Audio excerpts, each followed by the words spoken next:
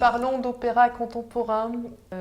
L'opéra contemporain, qu'est-ce que c'est? Pourquoi parle-t-on d'opéra contemporain, opéra classique? J'ai à côté de moi un invité qui va justement essayer de répondre à ces questions. Gérard Zinstag, compositeur d'opéra contemporain également. Bonjour Gérard. Bonjour Marie-Céline. Merci de nous accueillir chez vous. Mais je vous en prie, c'est un plaisir. C'est un plaisir partagé. Ouais, très bien.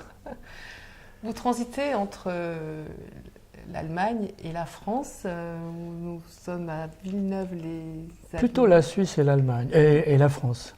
Plutôt la Suisse et Mais l'Allemagne. oui, parce que moi j'habite de manière alternative entre Zurich et Villeneuve-les-Avignon. Mais bon, je voyage effectivement assez souvent en Allemagne et dans la France du Nord, disons, pour des jurys ou bien pour des compositions, des concerts.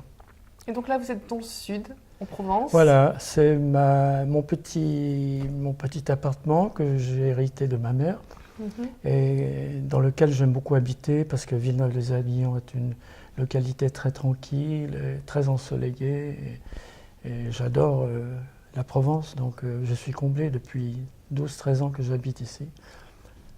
Voilà.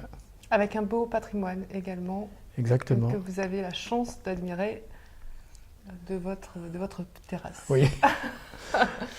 Alors parlons plutôt d'opéra contemporain. Vous êtes donc compositeur. Oui.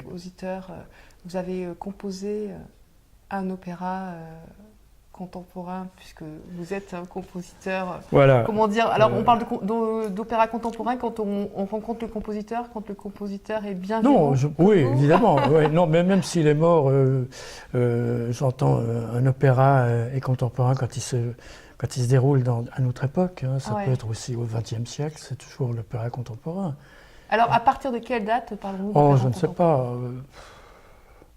C'est difficile à délimiter. Hein. Moi, je parlerais plutôt d'opéra en général. Hein. Oui. Eh bien, c'est ça justement la question.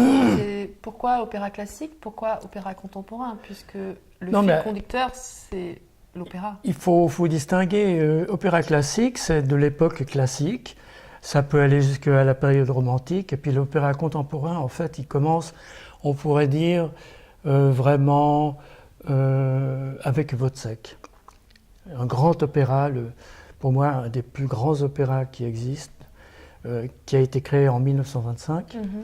Et c'est vraiment un opéra aussi, le sujet hein, qui est à la base, c'est une nouvelle de Büchner, Georg Büchner. Il a eu un destin extraordinaire. Il a écrit 3 textes très importants, 3 pièces de théâtre. Et il est mort à 23 ans. C'est fabuleux hein, comme destin, si on veut. Mais, donc voilà, Wozzeck, c'est un opéra extraordinaire. Alors un opéra, c'est en fait un mariage entre un livret, donc une histoire, et une musique. Oui, l'opéra, c'est musical. Oui, c'est pas tout à fait la même chose, théâtre musical. Mais l'opéra, c'est vraiment... c'est un spectacle total. Hein, donc il y a un livret qui était basé au XVIIIe siècle plutôt sur l'héritage de la tragédie grecque.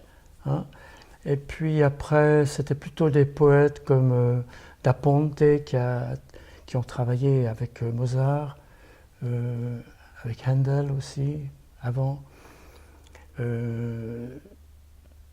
Et après, des opéras, le genre c'est complètement diversifié de manière presque tentaculaire dans la structure même, dans l'idée même, dans la conception. Hein. Donc l'opéra comme spectacle total, vous avez du ballet, vous avez de la vidéo, vous avez des mouvements de foule, vous avez le chœur, vous avez les solistes, vous avez l'orchestre. Hein. Quelquefois, il y a même des orchestres sur la scène. Et l'exemple le plus extraordinaire, c'est avec, je crois, Les Noces de Figaro. Est-ce que c'est Don Giovanni? Non, c'est Figaro. Figaro. Il y a 3 petits orchestres sur la scène, hein, du temps de Mozart, hein, et encore l'orchestre dans la fosse. Et ça, à l'époque, c'était incroyable. Et ces 3 orchestres jouaient des mesures différentes, dans des tonalités qui étaient les mêmes. Évidemment qu'on ne pouvait pas mettre une autre tonalité, mais il y a un menuet et puis il y a une gavotte, donc c'est des mouvements qui sont contraires, hein. Et ça, c'était assez extraordinaire à l'époque. Donc c'est vraiment un spectacle total. On en a pour les yeux et pour les oreilles, et en fait ça concrétise un petit peu l'aspect abstrait de la musique, parce que si vous écoutez une symphonie, vous voyez des instruments. On n'a pas d'image. Non, on n'a pas d'image. D'histoire. Il n'y a pas d'histoire, voilà. Bien que au XIXe siècle, les conceptions de musique à programme ont été petit à petit développées, notamment par Hector Berlioz, ou bien déjà le premier, en fait, c'était Beethoven avec la pastorale, qui décrivait en fait un orage. Et ça, quand les gens ont écouté ça dans les années 1800, c'était avant 1800, je crois, hein. C'était pour eux, c'était quelque chose d'extraordinaire. On entendait vraiment le tonnerre, puis les éclairs et tout ça, hein. Donc une musique très illustrative. Alors est-ce que l'opéra contemporain n'a-t-il pas tendance à rendre sobre, justement plus sobre, plus neutre l'histoire? Non, je crois, au contraire. Ouais. L'opéra contemporain utilise toutes les ficelles dont il peut disposer. Avec des nouvelles technologies aussi? Par exemple la vidéo. C'est un aspect aussi très intéressant parce que ça élargit encore plus le champ de profondeur de l'opéra. Alors musicalement, est-ce qu'on peut ressentir une différence quelque part? Musicalement, ça dépend du compositeur, Ouais. vous savez, hein. Alban Berg, est issu de l'école de Vienne, du principe de décaphonique. Mais il s'en est libéré. Mais vous avez un opéra qui est absolument génial, qui est de Béla Bartók, qui s'appelle Le Château de Barbe Bleue.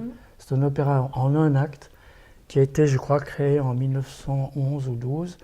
Et c'est une des premières musiques spectrales. C'est assez étonnant parce que la musique spectrale s'est développée dans les années 60. Donc un des aspects de la musique spectrale, c'est disons de développer tous les spectres qui ont une fondamentale. Donc, et là, Donc il y a eu quand même des compositeurs qui ont été précurseurs aussi d'un autre style musical. Oui, je pense que tous les grands compositeurs, ils sont capables, disons, d'être en avance sur les tendances actuelles de leur temps, hein. Mais bon, ce n'est pas forcément une qualité indispensable, hein. Je ne pense pas. Mais un compositeur est un avant-gardiste, si je puis dire ainsi, puisque il crée, il imagine. Ah oui, mais non, mais il crée à l'époque même, mais il n'est pas un avant-gardiste dans le sens... Il y a des compositeurs qui sont très réactionnaires et qui écrivent encore dans le système dodécaphonique de Schoenberg ou de Berg. Ça dépend tout de l'orientation esthétique du compositeur. Les compositeurs d'avant-garde comme Maurizio Kagel se sont servis d'un langage musical très simple, mais c'est des avant-gardistes parce qu'ils ont mis l'opéra vraiment à l'envers, hein, si on veut, hein. Dans Staatstheater, par exemple, c'est un opéra de non-sens, il n'y a aucune trame, mais ça fait réfléchir. Ouais. Et c'est aussi drôle, parce que Maurizio Kagel, qui est un compositeur argentin, d'origine juive, russe, il a fait des choses vraiment extraordinaires dans ce domaine. Très imagé, très avant-gardiste, dans le sens que personne avant lui n'avait fait ça. Comment a vécu le monde de l'opéra parce que je crois qu'il y a eu un moment donné, après 1945 justement, où l'opéra a un petit peu cessé d'exister après, il a après toujours la continué. guerre. Mais vous savez, la guerre, c'était une grande rupture, hein, donc Il y a aussi des grands philosophes comme Adorno qui ont dit qu'après la guerre de 1945, on ne peut plus écrire des mélodies, on ne peut plus représenter le monde musical de manière harmonique. Hein, parce que c'était quand même... le chaos. C'était une blessure épouvantable. Hein. Ça n'a pas empêché certains compositeurs de composer toujours dans le style qui leur était propre.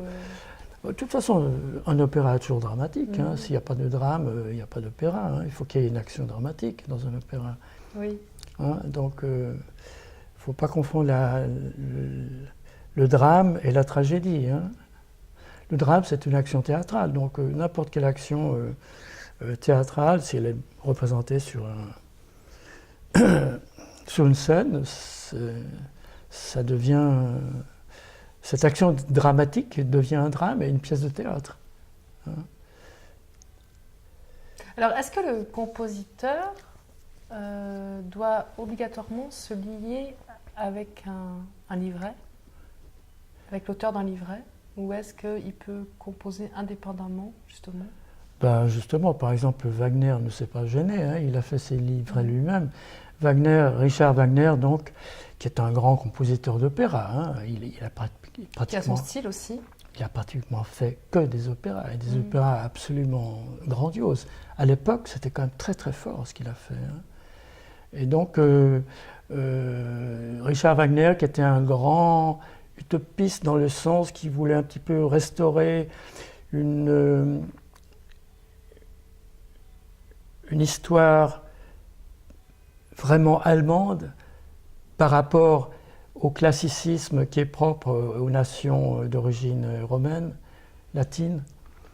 Donc, avec un pied dans la mythologie grecque, hein, dans les origines grecques. Et donc, lui, il a voulu un petit peu, comment dirais-je,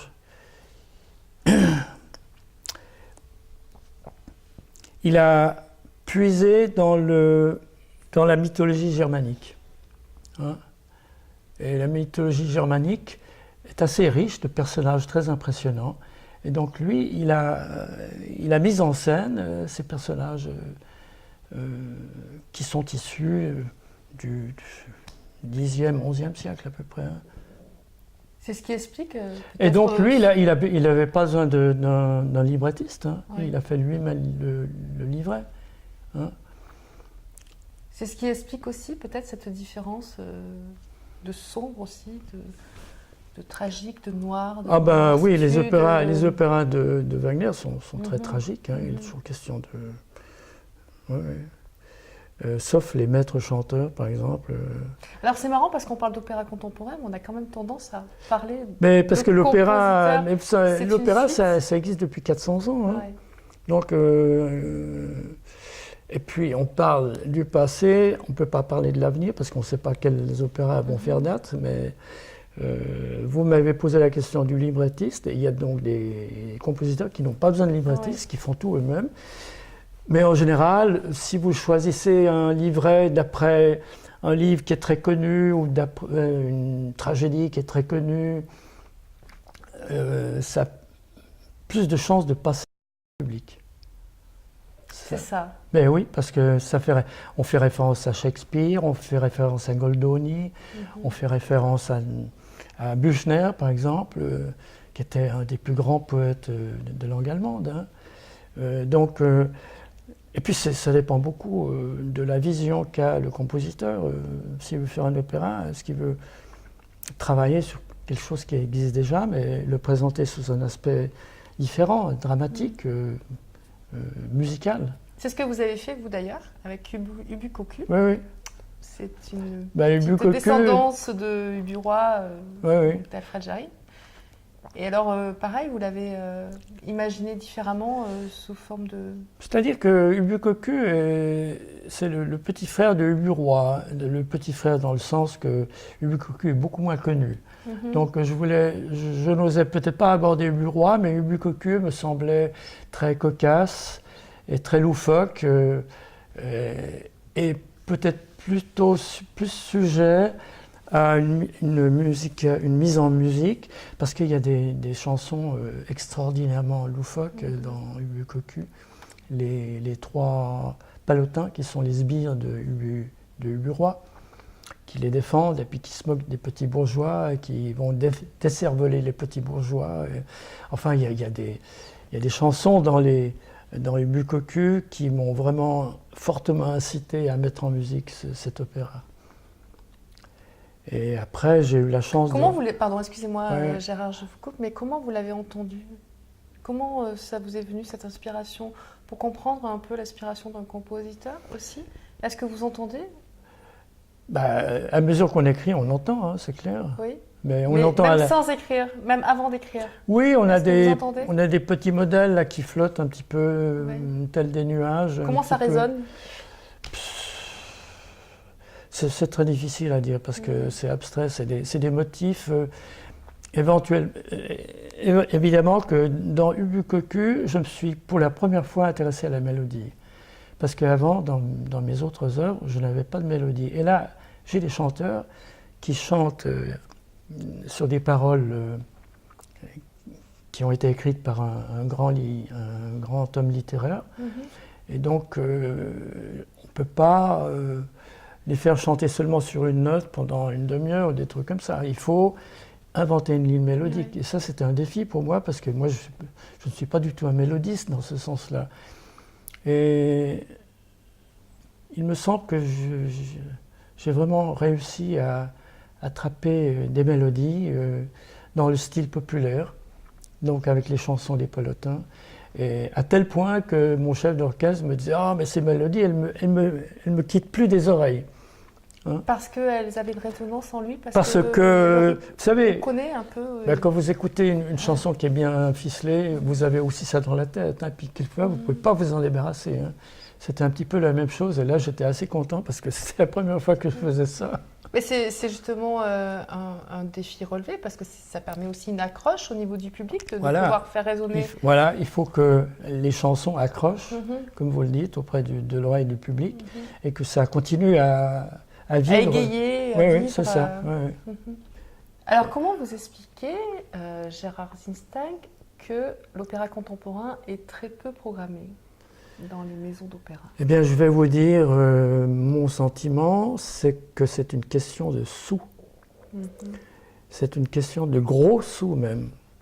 Parce que pour monter un opéra contemporain, mais vraiment un opéra, hein, avec l'orchestre de 50 musiciens, des chœurs, ballets peut-être, et puis évidemment les solistes, ça coûte des centaines de milliers d'euros. Si ce n'est peut-être plusieurs millions, suivant les opéras et suivant la mise en scène, suivant les honoraires des solistes, hein, les cachets. Les cachets, oui. Il y a des solistes qui vous disent « Moi, je ne joue pas en dessous de 10 000 euros par soir. Hein » Mais alors, la question est peut-être un peu bête, celle que je vais vous poser, mais c'est identique lorsqu'il s'agit d'un opéra classique. Oui, seulement l'opéra classique, il est, disons, dans le créneau des habitudes des auditeurs.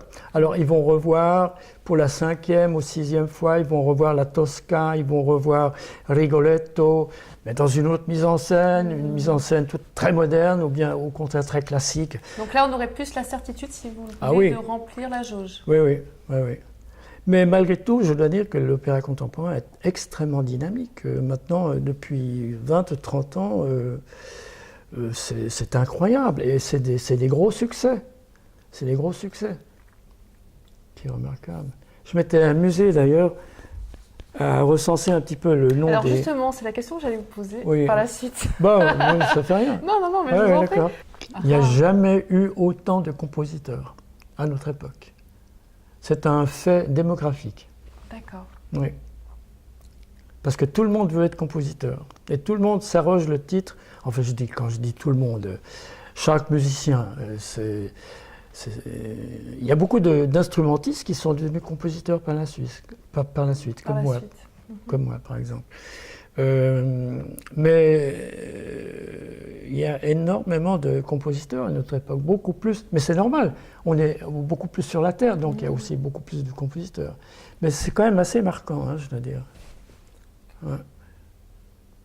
Alors, est-ce que vous êtes soudés les uns les autres? Est-ce que vous arrivez aussi, pour ceux qui sont encore avec nous, bien sûr, est-ce que vous vous regroupez? Quelle est la fédération, justement, qui existe? Vous savez, les compositeurs, ils travaillent en solitaire, Ouais. comme les peintres et les poètes, hein, c'est la même chose. Mais à un moment donné, le compositeur, il doit se lancer dans la foule, qui est représentée aussi bien par l'orchestre que par le côté public, n'est-ce pas? Tandis qu'un poète, il écrit son poème dans sa petite chambre, puis après il le publie, mais il n'est pas du tout mis sur scène. Il n'est pas mis sur scène, il n'est pas un personnage public. Mais là, le compositeur, à un moment donné, eh bien, il doit faire sa courbette devant le public, il doit parler aux musiciens, il doit accorder des interviews, ou bien écrire des articles, ou bien dans le programme. Il y a un côté public qui est très important. Hein. Ouais. Alors, comment vous le vivez, justement? Comment un compositeur le vit, ce rapport avec le public? Oh, bah, ça dépend Pour tout vous, des personnalités. Des personnalités. Moi, je suis quelqu'un de pas très public, mais je m'y fais par la force des choses. Et puis, ça se passe en principe toujours très bien, surtout avec les musiciens. Donc, au début, dans les années 80, j'avais quelquefois des musiciens qui étaient très agressifs envers ma musique. Parce que je voulais, disons, tout de suite me profiler dans l'avant-garde, puisque j'avais pas mal de retard. J'ai commencé à composer seulement à 32 ans. Donc, je voulais un petit peu combler un certain retard, et je me suis tout de suite mis dans la musique avant-gardiste. Et j'employais des modes de jeu assez compliqués, que je devais pratiquement décrire par des phrases entières pour expliquer aux musiciens comment tenir son instrument et comment faire avec l'archet, ou bien comment faire avec le souffle. Donc ça, c'était aussi une époque, disons, assez héroïque dans les années... C'est parti aussi des années 68. Hein. Donc on a voulu un petit peu aussi faire les révolutions et se dire, bon, on va pas toujours faire des gammes et des accords sur les instruments, il faut aussi peut-être réfléchir sur les possibilités que représente un instrument. Hein, pas simplement jouer une belle note, mais on peut souffler, on peut gratter, on peut faire des choses assez incroyables. Hein. Et c'est ce qui a donné aussi le concept, disons l'étiquette de musique instrumentale concrète qu'a développé la Rodman. Parce que vous avez un violoncelle, vous avez tout un orchestre à cordes et vous n'entendez pratiquement aucun son normal. Vous entendez des bruits qui sont extrêmement bien contrôlés. Mais c'est ça le côté fascinant, c'est qu'il y a toute une esthétique qui se cache derrière. Ce n'est pas simplement des effets, il y a toute une esthétique qui est très réfléchie. Et ça, c'est un phénomène qui est très intéressant. Alors justement, quelle est la relation qu'un compositeur, parce que vous avez dit là justement très précédemment, ce rapport avec les musiciens que vous avez eu pour... qui s'adaptent leur instrument à votre musique. Il y a aussi un rôle d'éducation aussi musicale à travers... Oui, bien sûr. Les conservateurs ont un rôle très important et les conservateurs sont un petit peu à la traîne parce qu'évidemment le mot de conservatoire c'est la conserve, hein, c'est ce qui est conservé. Hein, donc c'est pas forcément... disons que l'approche esthétique au niveau de la musique, par un conservatoire, elle n'est pas forcément très progressiste. Mais maintenant, c'est devenu un nom gérable. Maintenant, on parle plutôt de haute école de musique que de conservatoire. Donc, ça dépend beaucoup des enseignants, ça dépend beaucoup du directeur, qui a une position progressiste, peut-être, plutôt que conservatrice. Et puis après, il y a des instrumentistes qui sont fabuleux, qui font n'importe quoi avec leur instrument et qui en jouissent. Hein, qui en jouissent et ils disent au compositeur, regarde ce que je peux faire avec mon instrument. Et puis le compositeur, ah oui, c'est intéressant. Ou bien c'est le contraire, c'est le compositeur qui dit, est-ce qu'on peut faire ceci avec ton instrument? Donc il y a une relation très étroite avec qui peut être très enrichissante aussi bien au niveau du compositeur que au niveau de l'instrumentiste. Ouais, ouais. Et donc ça donnait lieu à un nouveau vocabulaire, à une nouvelle matière musicale. On en a peut-être un peu abusé, et puis maintenant on retombe plutôt plus vers les sons. Hein. Mais c'était une époque qui était très riche, qui était très stimulante, qui était très dynamique, mais qui ne pouvait pas perdurer, disons, trop longtemps. Et aujourd'hui alors? Aujourd'hui, c'est Quel est votre regard? Aujourd'hui, c'est très...